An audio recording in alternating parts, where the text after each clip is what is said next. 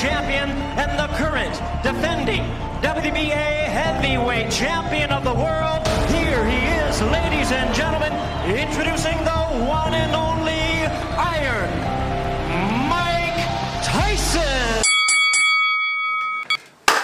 Yo, my people, what's going on? LB from Power Punch TV. Just finished reviewing Chris Kongo and Florian Marku's fight. Great fight. Congratulations to Chris. I think he did exceptionally well. He came in there, did the job from early.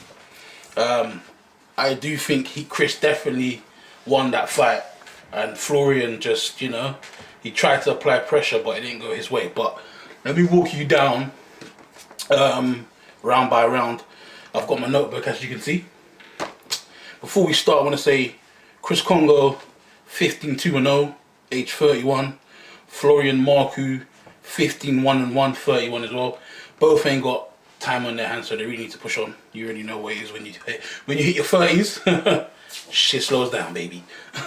So yeah, round one for me, I think Chris Kongo definitely applied a lot of pressure from the gate, hitting with the body shot, slipping. He was definitely fighting on the back foot, which was good to see. There was something about Florian Marku that I don't kind of understand, and I don't know if it's because it's the range difference, but the leaping left hook, he was doing that regularly, leaping over. I mean, it caught him a few times, and most of the times Chris just went under and just got out of there. But majority of the round, Chris was skipping around the ring, popping the shots, a bit like Vidal's fight, but more active. He was getting in the ring, slipping over and under, which was great to see. You could hear, this is round one, you can hear Marku's trainer saying, get your head off the line, be more active. And I don't know if Marku really listens to his trainer. Like, I don't know if he does, because what I was seeing there and what I was hearing, all I can hear is Marku's trainer saying, get more active, get your head off the line. Marku, like, just keep calling his name, and it just was like, and then at a point, I'm gonna get to that stage anyway, but let me go round for round. Round two, they did score Marku won that round. I personally think Chris Kongo won the first round. The British public will tell you different. And round two, Marku walking him down, trying to pick up his shots. He was applying a lot of pressure on this one. Chris Kongo trying to, you know, counter as he skips around on the back foot. Marku was applying pressure, but there was a lot of issues with round one and round two where Marku was hitting Chris at the back of the head. I mean, I think I've counted a few times how many times he's hit him at the back of the head. Yeah, it wasn't pleasant, but yeah, I just think Marku was just applying pressure in round two. Chris Kongo was just, you know, he was slipping, he was applying pressure. He was applying pressure too, but not as much as the first round. Round three, Chris was applying pressure. You could see in round three, Chris was cut on the left side of his eye. I think that might be an old cut that always opens up. If you're a boxer, you know you have these scars that just always open up and they never really heal that much. But he was cut on the side here. Marku was cut as well. But yeah, Florian was trying to walk him down again. Walk him down. Chris Kongo fighting on the back foot, but he was more active and more landing shots. I would say Florian was more waiting for the moment, to be honest. But this leaping left hook, I just don't get it, man. Maybe he's because he's a shorter boxer, he has to get in close, but even if that, I would say adapt the Mike Tyson, you know, peekaboo style, but not everyone wants to do that, so who am I to even give advice? Round four, Chris again skipping on the back foot, engaging with a lot of shots. He was engaging with Marku on a lot of shots on the back foot. It got to a point where Chris actually, he was trading off with Marku, which was good to see, but he knew Marku had a lot of power. So he had to get the hell out of there, and he had to just slip under. I just love the fact that Chris is too slick. When Marku was coming for the right hook, Chris Kongo would just go under and counter with a 1-2. it's good to see. It's good to see that he's really a technical, skilled fighter. What did I say? Round 4, Chris Kongo skipping around the ring, but he's applying energy. He was active. Don't get me wrong. I think when they got to round 4, Florian was frustrated. You can see he was very frustrated because he's probably thinking, yo, this guy's literally skipping around me, popping shots, and I'm here having to jump leap, like what the hell? So you can see he was really frustrated. Round 4, round 4 as well, actually, there was a point where Chris Kongo was on the ropes and Marku literally had his elbow to his neck pushing him over. So you can count, that's already round 1, round 2, back of the head. Round 4, Florian had his elbow, but round 3 actually, Chris Kongo was holding a lot. I don't know if that was his way of frustrating him a lot, but he did get under Florian's skin when it came to the holding, because you can even hear his corner man saying, "Ref, he's holding, he's holding." But I scored it. Chris Kongo definitely took round 1, 2. I personally think he took, no, I don't think he took round 2. I think he took round 1, round 3, and he definitely took round 4. Round 5 now, this is where they got great, where Chris Kongo stood in the middle, stopped skipping for a bit, and was trading off. And they were both going at it. That was great to see. You could see Chris Kongo's confidence was building. It was building as the round went on. It was good to see. You could see Florian was trying to catch him with the hook. But Chris Kongo is very slick. He was getting over and under. He would pop his shots, and then he went back to skipping around the ring. I keep saying, like, when you're skipping around the ring, it takes its toll. Like, you have to be not extremely fit, but you have to be fit. Like, that skipping around the ring ain't a joke.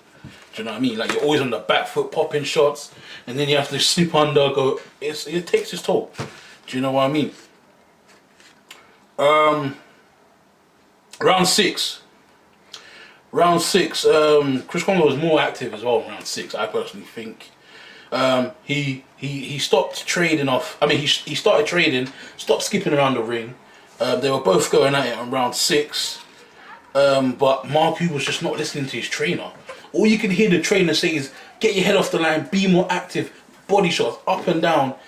It got to a point where Florian turned around and told his trainer, like, be quiet. Like, that's crazy. That's crazy. You can tell what type of guy he is.